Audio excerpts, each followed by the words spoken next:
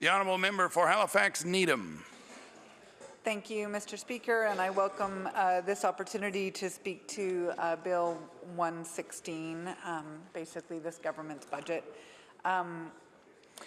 Since becoming an MLA, I've had the opportunity to be inspired and impressed over and over again by the wealth of ideas and energy that we have in our many communities in Nova Scotia.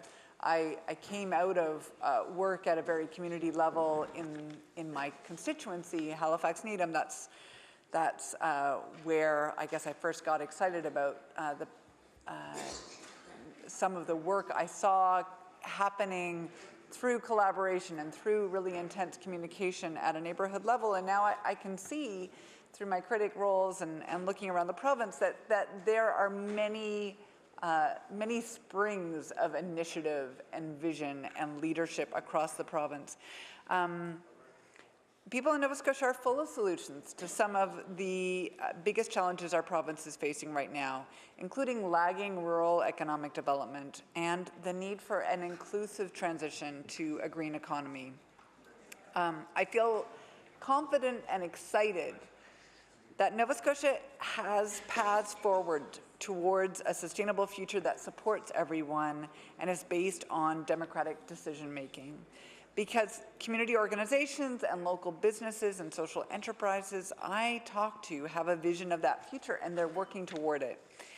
But when I am in this House and looking in particular at this Liberal budget, the investment priorities the governing party has chosen and the way it has reacted to criticism, my confidence is shaken. And my excitement turns to disappointment because I don't see that vision. I don't see that vision reflected in the words or in the priorities of this Liberal government.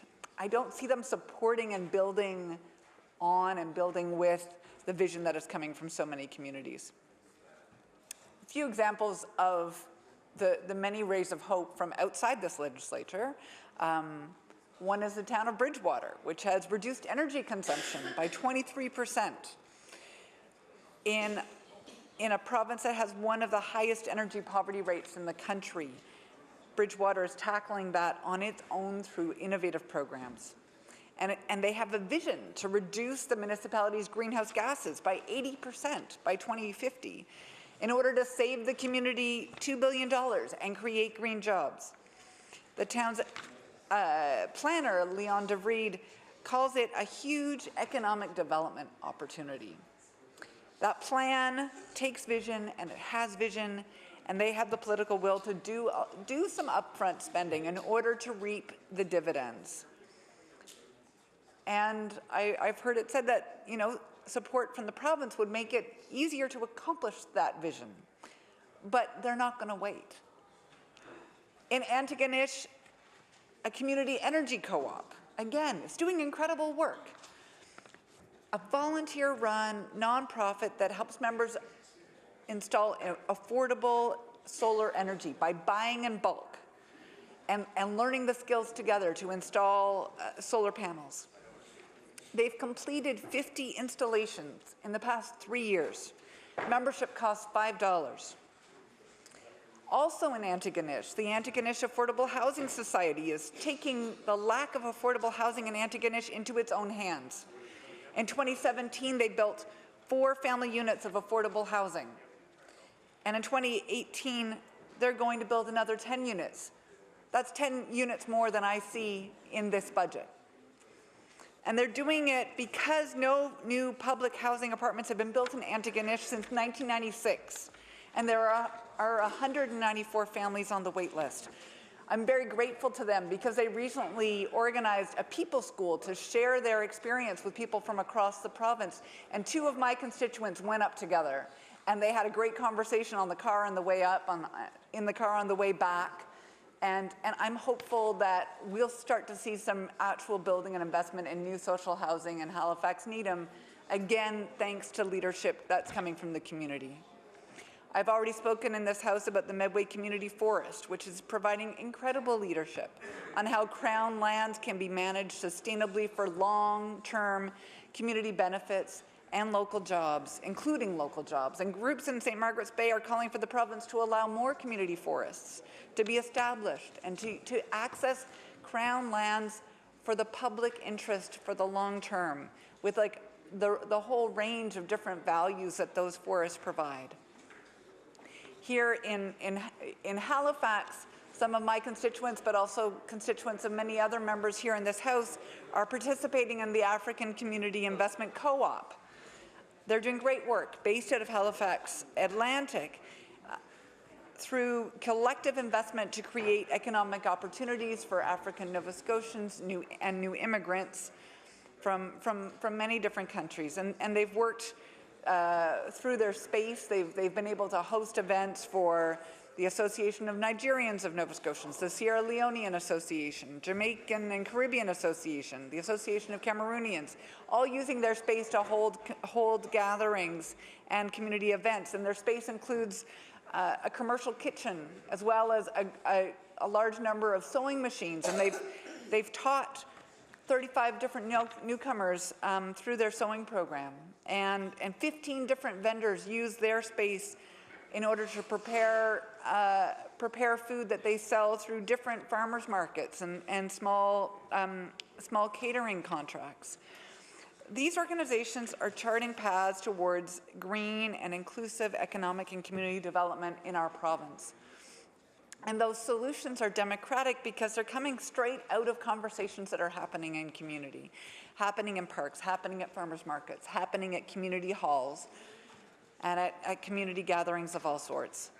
And with investment and support from the province, they and many others like them could be accomplishing greater impact sooner and for going further. But it doesn't seem to me that they have the province's ear.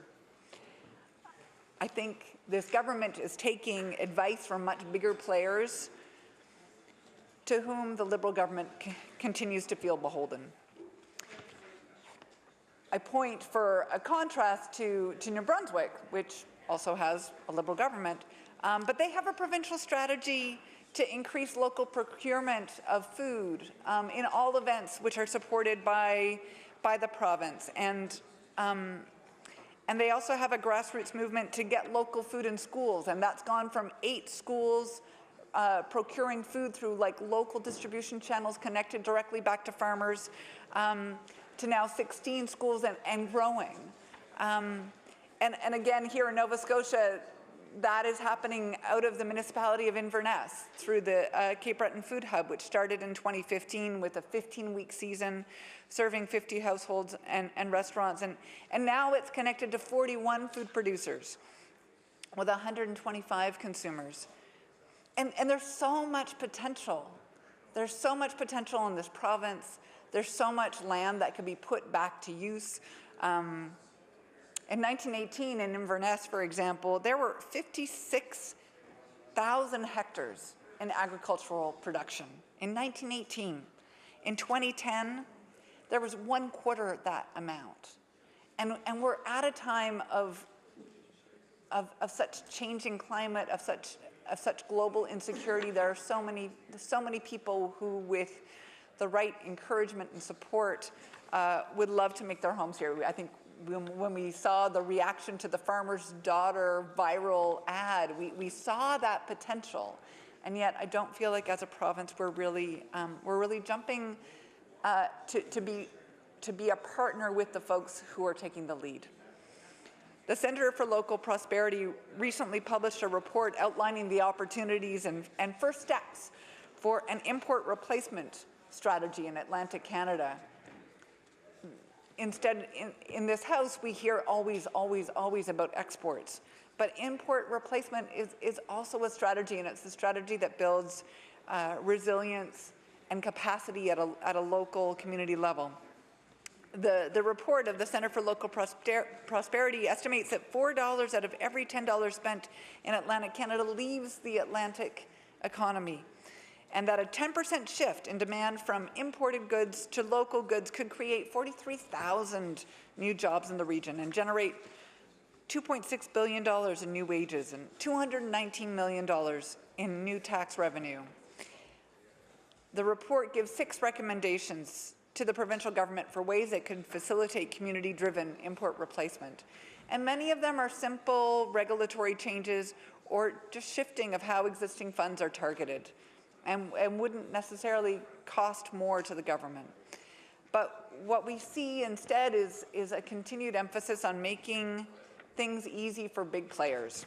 So low standards for offshore oil and for northern pulp, because we don't want to make things too expensive for them. If you look into the details of the budget and of public accounts, we can see subsidies and tax credits that benefit bigger players or old ways of doing things and leave out smaller and newer businesses. For example, the Innovation Rebate Program that has a $2 million threshold a lot of smaller fish harvesters can't meet, or subsidies that help farmers buy tractors and big equipment when many young farmers who want to be moving into farming for the first time are actually moving away from models that are reliant on heavy equipment and really need help to access land. Similarly, there are policies and subsidies in the forestry industry that make it easy to buy a harvester. You can get a 20% tax credit for that or a tax rebate, but you can only use that and pay it off through clear cutting. And there's lots of evidence that we already have enough harvesters in this province. And so the government is not supporting other models. Nova Scotia needs a provincial government that will help chart the path out of the dichotomy of environment versus jobs and community voice versus exports or foreign investment. To do that, the province just needs to listen. It needs to listen and watch and learn and come alongside all the great work that is being done at a community level, in some cases by municipalities, in some cases by nonprofits, in some cases by businesses, that could be scaled and multiplied with the right policies and the right investments. Thank you very much, Mr. Speaker.